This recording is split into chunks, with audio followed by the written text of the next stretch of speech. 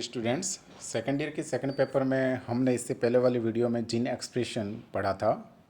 Gene expression का मतलब होता है जीन अपने में निहित जो सूचना है उसको किस प्रकार से प्रकट करती है, कौन से लक्षण उत्पन्न करेगी, इन सारी बातों को जीन एक्सप्रेशन कहते हैं। और जीन के अंदर जो निहित सूचनाएं हैं, जो कोड है, उसको प्रकट होने में यानी उससे प्रोटीन बनने में दो प्रोसेस होती है। फर्स्ट ट्रांसक्रिप्शन होता है, देन ट्रांसलेशन होता है। तो आज हम जो इस वीडियो में पढ़ेंगे वो ट्रांसक्रिप्शन पढ़ेंगे। ट्रांसक्रिप्शन जिसे हिंदी में अनुलेखन कहते हैं। ट्रांसक्रिप्शन सेंट्रल डोग्मा थ्योरी जो आपने देखी थी, इस हिसाब से ट्रांसक्रिप्शन वह प्रक्रिया है जिसमें डीएनए से आरएनए बनता हो। यानी प्रोटीन सिंथेसिस जो होती है उसमें जीन एक्सप्रेशन में जो भी प्रोसेस होती है उन सभी प्रोसेस में सबसे पहली स्टेप होती है ट्रांसक्रिप्शन। और इस ट्रांसक्रिप्शन में क्या होता है कि डीएनए का जो सेगमेंट होता है, यानी कि डीएनए जो होता है उससे आरएनए की कॉपी बनती है, स्पेशली एमआरएनए बनता है। और इस प्रक्रिया में आरएनए पॉलीमरेज एंजाइम प्रयुक्त होता है। ठीक है, तो ट्रांसक्रिप्शन क्या है? डीएनए से आरएनए बनने की प्रक्रिया। अगली बात, ये ट्रांसक्रिप्शन की खोज किसने की? सबसे पहले इसका अध्ययन हॉरोविट्ज, वीस एंड स्टीवेंस वैज्ञानिक ने की थी। नेक्स्ट, ये ट्रांसक्रिप्शन कब और कहाँ होता है? तो ट्रांसक्रिप्शन की जो प्रक्रिया होती है किसी सेल में, सेल साइकिल की जो इंटरफेज होती है, सेल साइकिल जो होती है उसमें हमने पढ़ा था इंटरफेज, डिवाइडिंग फेज वगैरह होती है। तो जो अंतरावस्था इंटरफेज होती है, उस इंटरफेज की G1 और G2 में प्रोटीन सिंथेसिस होता है, यानी ट्रांसक्रिप्शन की प्रक्रिया G1 और G2 में होती है। अब हम देखते हैं नेक्स्ट पॉइंट, ट्रांसक्रिप्शन यूनिट, यानी कि पूरा डीएनए खंड जो होता है, उस डीएनए का एक पर्टिकुलर पार्ट जो ट्रांसक्रिप्ट हो रहा है, अनुलेखित हो रहा है, जिससे आरएनए बनेगा, वो ट्रांसक्रिप्शन यूनिट होती है। ठीक है, जो ट्रांसक्रिप्शन में भाग लेता है डीएनए का वो सेगमेंट क्या कहलाता है? Transcription unit. और इस ट्रांसक्रिप्शन यूनिट में तीन कंपोनेंट होते हैं, एक प्रमोटर, दूसरा स्ट्रक्चरल जीन और तीसरा टर्मिनेटर। तो ट्रांसक्रिप्शन यूनिट क्या है? ट्रांसक्रिप्शन यूनिट डीएनए का वह सेगमेंट या पार्ट है जो कि ट्रांसक्रिप्शन में पार्टिसिपेट करता है, भाग लेता है, जिससे एमआरएनए बाद में बनेगा। ठीक है, तो इसके अंदर कितने पार्ट हैं? ट्रांसक्रिप्शन यूनिट में तीन है। पहला प्रमोटर, दूसरा स्ट्रक्चरल जीन और तीसरा टर्मिनेटर। प्रमोटर पार्ट यानी कि जहाँ से ट्रांसक्रिप्शन की प्रक्रिया स्टार्ट होती हो, स्ट्रक्चरल जीन जहाँ टेम्पलेट स्ट्रैंड जो होता है उससे एमआरएनए बनता हो उसके कोड के अकॉर्डिंग, और टर्मिनेटर जो होता है वहाँ पर ट्रांसक्रिप्शन की प्रक्रिया खत्म होती हो। यूकैरियोट्स में इन तीन पार्ट के अलावा, मतलब प्रोमोटर के अलावा, एक इनहेंसर भाग भी पाया जाता है, ये आपको ध्यान रखना है। ठीक है, तो ये हो गए ट्रांसक्रिप्शन यूनिट। अब ये जो ट्रांसक्रिप्शन होता है, ट्रांसक्रिप्शन की जो प्रक्रिया होती है, हम जानते हैं डीएनए में दो स्ट्रैंड होती हैं। डीएनए डबल स्ट्रैंड होता है, एक की जो ध्रुवता है, पॉलरिटी होती है वो 3 प्राइम टू 5 प्राइम, और दूसरा जो स्ट्रैंड होता है उसकी पॉलरिटी इसकी अपोजिट 5 प्राइम टू 3 प्राइम होती है। ठीक है, ट्रांसक्रिप्शन की तरह एक प्रक्रिया और आपने सुनी होगी रेप्लिकेशन। तो ये जो रेप्लिकेशन होता है जिसमें डीएनए से डीएनए बनता है, वो रेप्लिकेशन डीएनए की दोनों स्ट्रैंड का होता है। दोनों स्ट्रैंड से डीएनए की एक एक रज्जु का निर्माण होता है, इसलिए रेप्लिकेशन डीएनए की दोनों स्ट्रैंड में होता है। जबकि ट्रांसक्रिप्शन जो होता है वो डीएनए की दोनों स्ट्रैंड का नहीं होता है।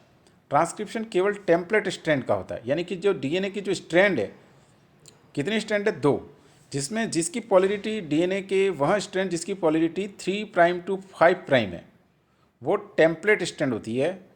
और जो दूसरी स्ट्रैंड है जिसकी पॉलरिटी 5 प्राइम टू 3 प्राइम है, ये वाली, उसको हम कोडिंग स्ट्रैंड बोलते हैं। ये टेम्पलेट स्ट्रैंड है, ठीक है, जिससे एमआरएनए बनेगा, यहाँ पर ट्रांसक्रिप्शन होगा, और कोडिंग स्ट्रैंड जो दूसरी है उसका ट्रांसक्रिप्शन नहीं होता है। क्लियर हो गई बात? रेप्लिकेशन दोनों स्ट्रैंड का होता है, और जबकि ट्रांसक्रिप्शन केवल कौन सी स्ट्रैंड का होगा? केवल टेम्पलेट स्ट्रैंड का। ठीक है, इसको और हम आगे देखते हैं कि भाई जो दो स्ट्रैंड है इसमें से केवल कौन सी स्ट्रैंड का ट्रांसक्रिप्शन होगा? टेम्पलेट स्ट्रैंड, जिसे नॉन कोडिंग स्ट्रैंड या एंटीसेंस स्ट्रैंड कहते हैं, जिसकी पॉलरिटी 3 प्राइम टू 5 प्राइम होती है, और जो एमआरएनए बनेगा उसकी पॉलरिटी 5 प्राइम टू 3 प्राइम होगी।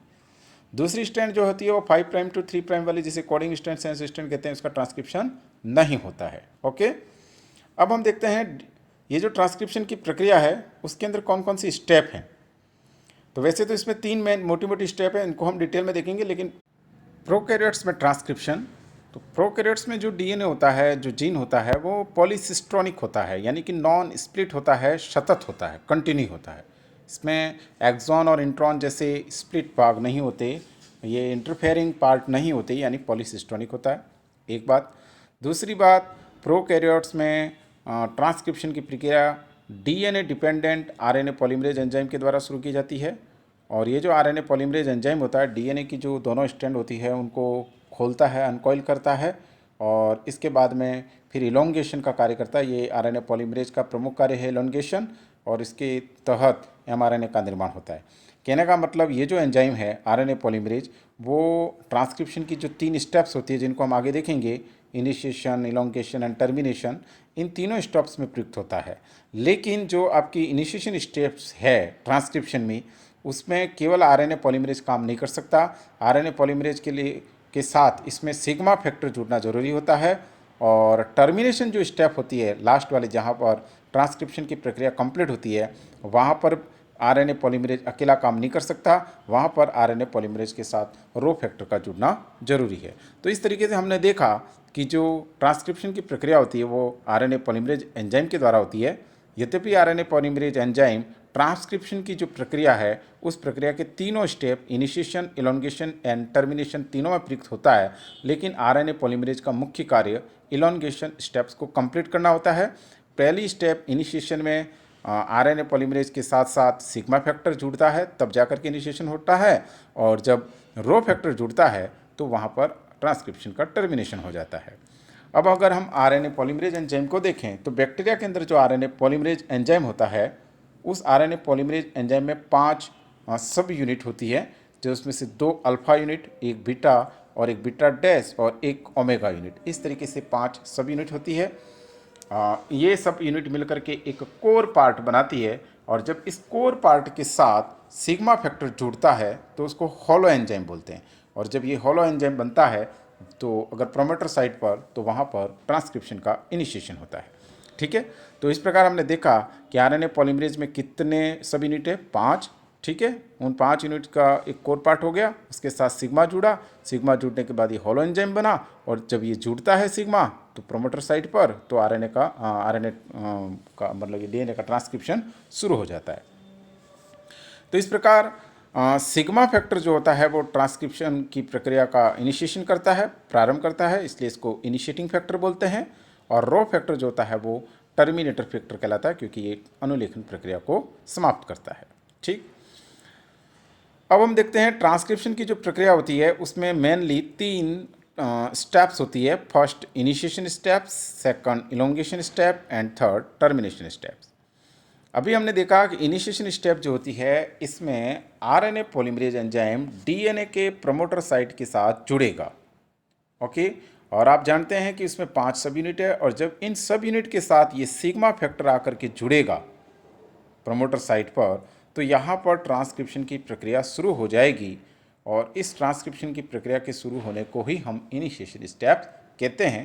हालांकि इसके अलावा भी कई सारे और प्रोटीन अणु यहाँ पर आवश्यक होते हैं। इलोंगेशन का मतलब होता है कि अब यहाँ पर ये इस तरीके से आपको दिख रहा है पीला पीला, इस तरीके से यहाँ पर एमआरएनए बनता जाएगा, इसकी श्रृंखला बढ़ती जाएगी, लंबी होती जाएगी, यानी आरएनए पॉलीमरेज जो होता है वो इसके ऊपर बढ़ता जाएगा। कौन सी स्ट्रैंड पे बढ़ेगा? ये टेम्पलेट स्ट्रैंड पे बढ़ेगा।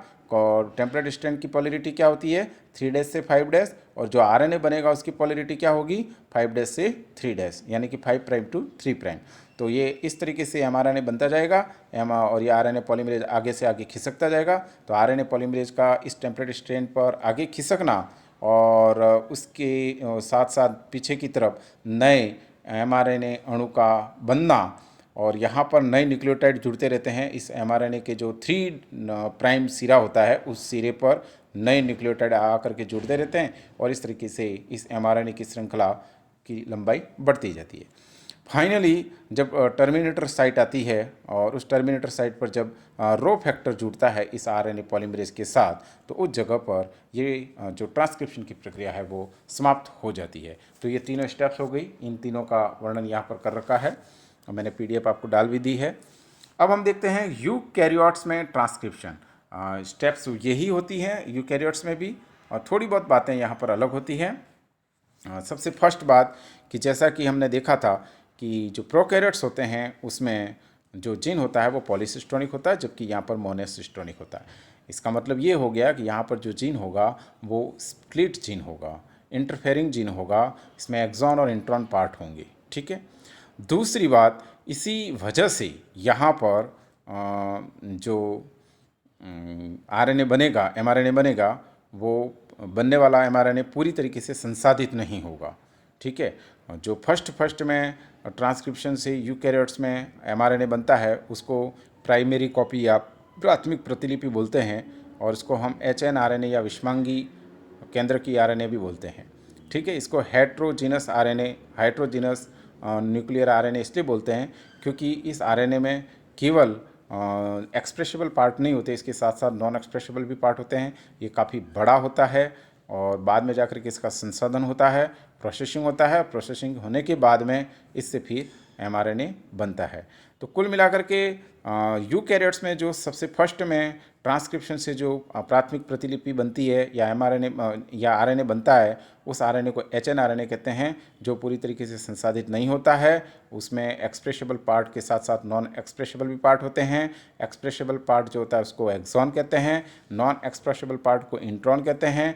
कुल मिलाकर के यहाँ पर एक तरीके का स्प्लिट अरेंजमेंट होता है, और इस स्प्लिट अरेंजमेंट का बाद में प्रोसेसिंग होगा, और प्रोसेसिंग होने के बाद में एक परिपक्व या एक संसाधित आरएनए का निर्माण होता है। तो कुल मिलाकर के ये एचएनआरएनए क्या होता है, ये एमआरएनए का प्रीक्योर्सर है, ये एक तरीके से प्री एमआरएनए होता है। ठीक है। अब हम आरएनए की प्रोसेसिंग देखते हैं। अभी हमने देखा कि यूकैरियोट्स में जो ट्रांसक्रिप्शन से फर्स्ट में आरएनए बनता है वो एक संसाधित एमआरएनए नहीं होता, वो एक असंसाधित एमआरएनए होता है जिसको एचएनआरएनए कहते हैं। तो इस एचएनआरएनए की प्रोसेसिंग होगी, और इस प्रोसेसिंग के थ्रू फिर बाद में जाकर के एक संसाधित एमआरएनए का निर्माण होता है।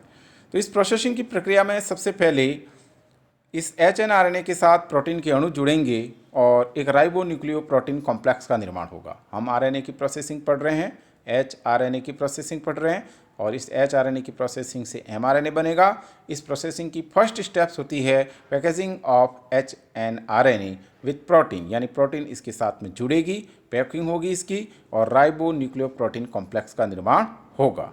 ठीक। इसके बाद जो भी स्टेप है लिखी हुई है, पीडीएफ आपको डाल रखी है, इस चित्र के माध्यम से मैं बता देता हूँ। इसके बाद में क्या होगा, जैसे कि ये आपका कल्पना करें, ये जो चित्र दिखाई दे रहा है फर्स्ट ऊपर वाला, ये आपका एचएनआरएनए। इस एचएनआरएनए के दो तरीके के पार्ट हैं, एक एक्सॉन जो लाल दिखाई दे रहा है, एक इंट्रॉन जो पीले कलर में दिखाई दे रहा है। एक्सॉन पार्ट जो होता है इसका एक्सप्रेसिबल पार्ट है, इंट्रॉन पार्ट इसका नॉन एक्सप्रेसिबल पार्ट है। तो इस नॉन एक्सप्रेसिबल अतिरिक्त पार्ट को हटाना होगा, और यही इसकी प्रोसेसिंग होती है। ठीक है। इंट्रॉन को हटाना है। तो इस प्रक्रिया में सबसे पहले एक तो इसके साथ में प्रोटीन जोड़ करके इसका राइबोन्यूक्लियोप्रोटीन कॉम्प्लेक्स बन गया। दूसरी स्टेप में यहाँ पर कैपिंग होगी आगे वाले भाग पर, यानी 5' सिरे पर कैपिंग होगी, और जो 3' सिरा होता है वहाँ पर टेलिंग होगी। कैपिंग के अंतर्गत क्या होता है, देखिए ये जैसे मैंने बना रखा है, ये भाग वाला भाग है 5' वाला, यहाँ कैपिंग होगी, और कैपिंग में यहाँ पर मिथाइल ग्वानोसिन ट्राइफॉस्फेट जुड़ेगा। क्या जुड़ेगा, मिथाइल ग्वानोसिन ट्राइफॉस्फेट। और टेलिंग वाले भाग पर क्या होगा, 200 से 300 एडिनिलिक एसिड रेसिड्यू जुड़ेंगे, जिससे पॉली एडिनेशन कहते हैं। ये वाला पार्ट यहाँ चला गया, एक्चुअल में ये इसका है, इसको क्या बोलते हैं, पॉली एडिनाइलेशन। 200 से 300 एडिनिलिक एसिड के रेसिड्यू इसके पीछे वाले भाग यानी टेल वाले भाग पर जुड़ेंगे। ठीक है। ये दोनों चीज़ें समझ में आ गई। तो फर्स्ट प्रोटीन जुड़ेगा, इसके साथ दूसरे नंबर पर इसकी कैपिंग होगी। कैपिंग में मिथाइल ग्वानोसिन ट्राइफॉस्फेट इसके 5' सिरे पर जुड़ेगा, और 3' जो सिरा होता है इस पर टेलिंग होगी, जहाँ पॉली एडिनाइलेशन होगा, जिसमें 200 से 300 एडिनिलिक एसिड के रेसिड्यू जुड़ेंगे। इसके बाद लास्ट में इसकी स्प्लाइसिंग होगी। स्प्लाइसिंग का मतलब होता है कि इसके अंतर्गत जो एक्सॉन पार्ट है उसको रहने देना है और कंटिन्यू करना है उनको, और इंट्रॉन वाले जो पार्ट होते हैं इनको हटा देना है। ठीक है। और इस प्रक्रिया में राइबोन्यूक्लियोप्रोटीन, स्पेशली स्नर्प जिनको बोलते हैं, वो इसमें भाग लेते हैं। यानी स्प्लाइसिंग प्रक्रिया क्या है? स्प्लाइसिंग प्रक्रिया वह है जिसमें HNRNA की जो इंट्रॉन पार्ट है, इंटरवेनिंग सीक्वेंस जो होती है, उनको हटाना होता है और इसके बाद केवल एक्सॉन एक्सॉन रहेंगे जो कंटिन्यू हो जाएंगे और इस तरीके से HNRNA जो होगा वो छोटा हो जाएगा और फिर वो mRNA में बदल जाएगा और इस प्रक्रिया में इनको हटाने के लिए राइबो न्यूक्लियोप्रोटीन स्नर्फ इसके अंदर भाग लेते हैं। ठीक है, तो ये हो गई आरएनए की स्प्लाइसिंग प्रक्रिया कंप्लीट हुई आपकी।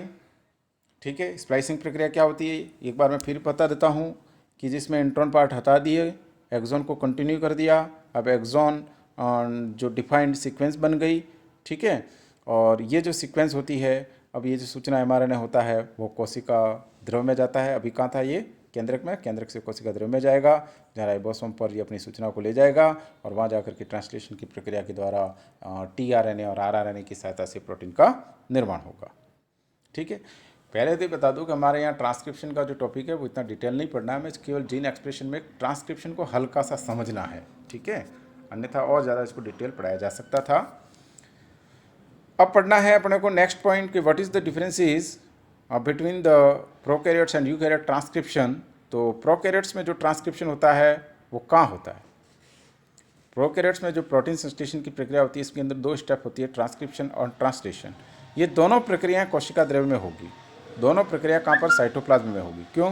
क्योंकि वहाँ पर एक प्रोमिनेंट न्यूक्लियस नहीं होता है, न्यूक्लियर मेम्ब्रेन नहीं होती, इसलिए translation and transcription both process are complete happen in cytoplasm. इसके बाद में यूकैरियोट्स में न्यूक्लियस होता है, इसलिए ट्रांसक्रिप्शन की प्रक्रिया न्यूक्लियस के अंदर होगी और ट्रांसलेशन की प्रक्रिया साइटोप्लाज्म में होगी। यानी ट्रांसक्रिप्शन की प्रक्रिया के तहत mRNA कहाँ बनेगा? न्यूक्लियस में, फिर ये न्यूक्लियस से बाहर निकलेगा, साइटोप्लाज्म में जाएगा और वहाँ जाकर के साइटोप्लाज्म में राइबोसोम पर ट्रांसलेशन की प्रक्रिया संपन्न करेगा। ठीक, इसके बाद प्रोकैरियोट्स, ये थोड़ा उल्टा हो गया है। प्रोकैरियोट्स में जो जीन होता है वो पॉलीसिस्टोनिक होता है, जबकि यूकैरियोट में मोनोसिस्टोनिक होता है। ठीक है, इसके बाद में हम जानते हैं कभी स्प्लिट जीन को पढ़ा था, तो स्प्लिट जीन किस में पाया जाता है? यूकैरियोट्स का जो जीन होता है वो स्प्लिट टाइप का होता है, इंटरफेरेंट टाइप का होता है, इसमें एक्सॉन और इंट्रॉन पार्ट पाए जाते हैं। इसका जो जीन होता है वो कंटिन्यू होता है, इसमें स्प्लिट जीन नहीं होता। इसमें स्प्लिट जीन होता है इसलिए स्प्लाइसिंग की प्रक्रिया होगी, इसमें स्प्लाइसिंग नहीं होता है। और इसके बाद में हमने देखा था कि ट्रांसक्रिप्शन यूनिट में कि उसमें प्रोमोटर के साथ साथ यूकैरियोट में एक इनहेंसर की आवश्यकता होती है, ऐसे इनहेंसर की आवश्यकता प्रोकैरियोट्स में नहीं होती है। ठीक है, तो ये तो हो गया आपके प्रोकैरियोट्स और यूकैरियोट्स में ट्रांसक्रिप्शन का अंतर। इसके बाद में लास्ट में एक पॉइंट और देख लेते हैं कि यूकैरियोट्स में 3 तरीके के न्यूक्लियर आरएनए पॉलीमरेज पाए जाते हैं। RNA polymerase first, RNA polymerase अभी हमने देखा था ना प्रोकैरियोट्स में। तो यूकैरियोट्स में जो आरएनए पॉलीमरेज होंगे इसके 3 टाइप है, आरएनए पॉलीमरेज फर्स्ट, दूसरा RNA polymerase second, third RNA polymerase third. 3 तरीके के आरएनए पॉलीमरेज है। फर्स्ट जो आरएनए पॉलीमरेज फर्स्ट है वह न्यूक्लियस में होगा और ये भी न्यूक्लियस में ही होंगे दोनों। ये न्यूक्लियस के अंदर भी न्यूक्लियस में होगा आरएनए पॉलीमरेज फर्स्ट। और किसको बनाएगा? ये राइबोसोमल आरएनए और 28S, 18S और 5.8S जो आरएनए होते हैं उनका निर्माण करता है। ये सेकंड वाला आरएनए पॉलीमरेज सेकंड जो होता है वो mRNA का निर्माण करता है और snRNA का निर्माण करता है। तीसरा जो आरएनए पॉलीमरेज थर्ड है वो tRNA का निर्माण करता है। ठीक है, तो मेन याद रखना है आपको, आरएनए पॉलीमरेज फर्स्ट से, mRNA आरएनए पॉलीमरेज सेकंड से और tRNA आरएनए पॉलीमरेज थर्ड से बनता है। ठीक है, दैट्स ऑल, थैंक यू।